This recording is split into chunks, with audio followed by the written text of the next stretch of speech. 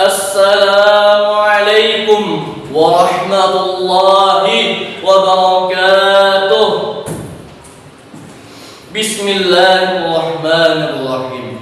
Alhamdulillahi rabbil alamin. Wabihi nasta'in ala umuri dunya waddin. Assalatu wassalamu ala asrafil anbiya'i wal mursalin sayyidina wa maulana Muhammadin wa ala alihi wa sahbihi ajma'in, amma ba'du.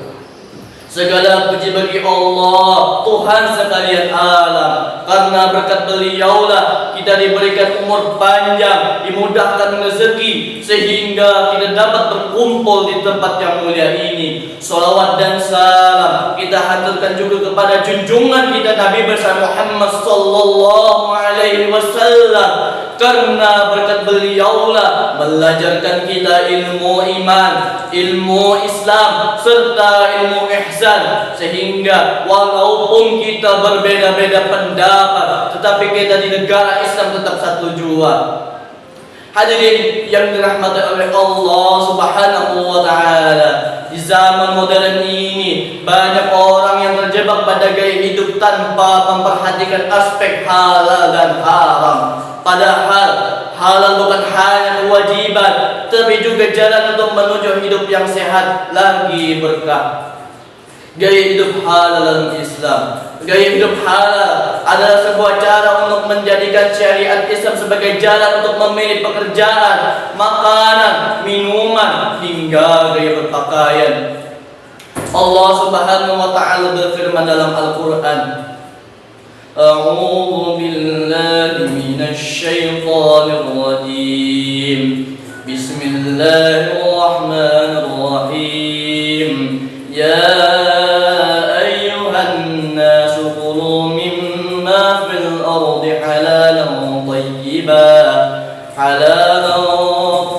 wa la tattabi'u khutuwatisy syaitan innahu lakum aduwwun mubin. Artinya, wahai manusia, makanlah makanan yang halal lagi apa yang ada di bumi, dan janganlah engkau mengikuti langkah-langkah syaitan. Sesungguhnya syaitan adalah musuh yang nyata bagimu. Quran surah Al-Baqarah ayat 168. Ayat ini menerangkan bahwasanya memakan makanan yang halal adalah perintah langsung dari Allah, bukan pilihan. Bahkan meninggalkan yang halal, mendekati yang haram adalah jalan untuk mengikuti langkah-langkah syaitan. Hadis tentang keutamaan yang halal. Rasulullah sallallahu alaihi wasallam bersabda, "Innallaha thayyibun la yaqbalu illa thayyiban." Artinya, bahwasanya Allah itu baik, tetapi tidak menerima yang tidak baik. Rawahul Muslim.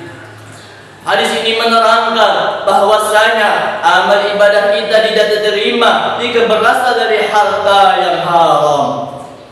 Dalam hadis lain, Rasulullah sallallahu alaihi wasallam bersabda, "Ya'ti 'alan nari zaman la yubali al-mar'u ma akhadha al-mal, aminal halal aminal haram." Artinya, akan datang kepada manusia suatu zaman ia tidak peduli lagi di mana memperoleh harta, apakah dari yang halal, apakah dari yang haram.